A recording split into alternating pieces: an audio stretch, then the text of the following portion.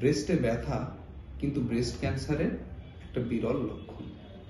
ব্রেস্টে ব্যথা হলে তার কারণ শুধু ব্রেস্ট নয়, চেস্ট ওয়ালও কিন্তু হতে পারে। আশার কথা হলো বেশিরভাগ রোগীর কিন্তু মেডিসিনের দরকার হয় না প্রকৃত ব্রেস্ট পেনের ক্ষেত্রে। আমি ডক্টর হাসানুজ্জামান। আজকের ভিডিওতে আমরা ডিসকাস করব ব্রেস্টে ব্যথা কেন হয়। Breast pain one of the most common একটা সিমটমস। 70 থেকে 80% ভদ্রমহিলারা জীবনের যে কোনো সময়ে কিন্তু ব্রেস্ট পেন অনুভব করে। ব্রেস্ট পেন কিন্তু সেই মহিলাদের একটা সোশ্যাল, সেক্সুয়াল লাইফ এবং ওভারঅল কোয়ালিটি অফ লাইফকে কিন্তু অ্যাফেক্ট করে। আজ পর্যন্ত কোনো স্টাডিতে প্রমাণিত হয়নি যে ব্রেস্ট পেন থেকে ব্রেস্ট ক্যান্সার হতে পারে। ব্রেস্টে ব্যথার অন্যতম প্রধান কারণ শরীরে hormonal level change. Hormonal level চেঞ্জের ফলে সাইক্লিক্যাল ম্যাস্টালজিয়া, আসাইক্লিক্যাল ম্যাস্টালজিয়া এবং প্রেগন্যান্সি রিলেটেড ব্রেস্ট পেন হয়। সাইক্লিক্যাল ম্যাস্টালজিয়া পিরিয়ডের সঙ্গে সম্পর্কযুক্ত। সাধারণত পিরিয়ড শুরু হওয়ার 4 থেকে 5 দিন আগে ব্রেস্টে একটা হেভিনেস, টাইটনেস বা একটা কনকনে ব্যথা বা একটা ভিতরে পেন অ্যান্ড নিডল সেন্সেশন, এবং সেই ব্যথা মাত্রাটা ভ্যারি করে। সেই ব্যথা কখনো কখনো আর্ম পিটের দিকে যেতে পারে, কখনো কখনো শোল্ডারের দিকে যেতে পারে, বা সেই ব্যথা কখনো ব্যাককে বা পিছনের দিকেও অনুভব হয়। পিরিয়ডস যখন শেষ হয়ে যায় সেই ব্যথা কিন্তু গ্র্যাজুয়ালি কমে যায়। আসাইক্লিক্যাল ম্যাস্টালজিয়া পিরিয়ডসের সঙ্গে সম্পর্কযুক্ত নয়। সাধারণত 40 থেকে 50 বছর বয়স্ক ভদ্রমহিলাদের এই ব্যথা যে কোনো একটা ব্রেস্টে একটা হেভিনেস, একটা ডাল পেন, নন স্পেসিফিক একটা পেন অনুভূত হয়। এর কারণ হতে পারে ওরাল কন্ট্রাসেপটিভ পিলস ইউজ বা হরমোন রিপ্লেসমেন্ট থেরাপির জন্য। হরমোনাল চেঞ্জের আর একটা কারণে প্রেগন্যান্সি রিলেটেড ব্রেস্ট পেন হয়। প্রেগন্যান্সির সময় শরীরে যে হরমোনের মাত্রার চেঞ্জ হয় তার ফলে ব্রেস্ট একটা এনগর্জমেন্ট, একটা হেভিনেস বা একটা টেন্ডারনেস, বুকে ব্যথা কিন্তু হরমোনাল কারণেই ডেভেলপ করে। ব্রেস্ট পেনের নেক্সট কমন কজ ব্রেস্টের ইনফেকশন। দুরকম হতে পারে। এক হচ্ছে আর্লি স্টেজ, যেটাকে ম্যাস্টাইটিস বলা হয়, আর 2 একটু দেরি হয়ে গেলে সেই ম্যাস্টাইটিসটা কিন্তু অ্যাবসেসে পরিণত হয়।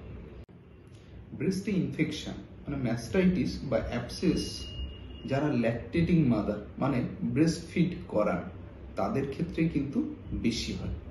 ম্যাস্টাইটিস হচ্ছে ব্রেস্টের একটা আর্লি ইনফেকশন। তার ফলে ব্রেস্টে একটা সোয়েলিং, ব্রেস্ট পেন এবং ব্রেস্টের ওই জায়গাটা গরম হয়ে যায়। একটা জেনারেলাইজড ফ্লু লাইক সিমটমস বা হেডেক নিয়েও কিন্তু প্রেজেন্ট করে। ম্যাস্টাইটিস যদি আর্লি স্টেজে অ্যান্টিবায়োটিক দিয়ে আমরা ট্রিটমেন্ট না করি, ম্যাস্টাইটিস কিন্তু ব্রেস্ট অ্যাবসেসে পরিণত হয়, মানে ব্রেস্টের মধ্যে কালেকশন অফ পাস। তো কি সিমটমস হতে পারে? ব্রেস্টে একটা লাম্প, ব্রেস্ট পেন এবং পেশেন্টের হাই টেম্পারেচার 102-3 জ্বর আসতে পারে। ব্রেস্টে ব্যথার অন্যতম কারণ হচ্ছে টাইট ব্রেসিয়ার বা ইল ফিটেড ব্রা পরিধান করা। অনেক সময় যদি আমরা খুব টাইট ব্রেসিয়ার অনেকক্ষণ ধরে পরে থাকি তাহলে কিন্তু ব্রেস্টে ব্যথা হতে পারে। টাইট ব্রেসিয়ার বা ইল ফিটেড ব্রা যার আন্ডার ওয়্যার যদি ব্রেস্টের স্কিন বা ব্রেস্টের মধ্যে চেপে বসে যায় সেক্ষেত্রেও কিন্তু একটা লোকালাইজড ব্রেস্ট পেন হতে পারে। ব্রেস্টে ব্যথার অন্যতম একটা কারণ ট্রমা বা ইনজুরি। আননোটিসড কোনো ব্রেস্টে একটা ট্রমা হয়েছে যেটা আমরা হয়তো খেয়াল করতে পারছি না, ব্রেস্টের কোনো একটা জায়গায় লোকালাইজড একটা পেন। তো ট্রমা বা ইনজুরি যেটা আননোটিসড সেটাও কিন্তু একটা ব্রেস্ট পেনের কারণ হতে পারে। এক্সট্রা ম্যামারি কারণ মানে ব্রেস্ট পেনের উৎসটা কিন্তু ব্রেস্ট নয়, সেটা চেস্ট ওয়াল হতে পারে। তার ফলে কস্টোকন্ড্রাইটিস বা আর্থ্রাইটিস বা চেস্ট ওয়াল মাসল স্প্যাজমও হতে পারে, অথবা কখনো কখনো কারণটা কিন্তু শোল্ডারও হতে পারে, স্পাইন হতে পারে, বা নেকে কোনো ব্যথা ব্রেস্টে রেফার্ড হচ্ছে, মানে ব্যথার উৎসটা ওখানে বাট অনুভব হচ্ছে কিন্তু ব্রেস্টে। এছাড়া কিন্তু কখনো কখনো অবহেলা করলেও চলবে না, কার্ডিওলজিক্যাল কোনো পেন কিন্তু আমাদের ব্রেস্ট পেন নিয়ে কিন্তু প্রেজেন্ট করতে পারে। মেডিসিনস, হ্যাঁ, কিছু medicines regular long term use করলে তার সাইড এফেক্ট ব্রেস্ট পেন হিসাবে কিন্তু আসে।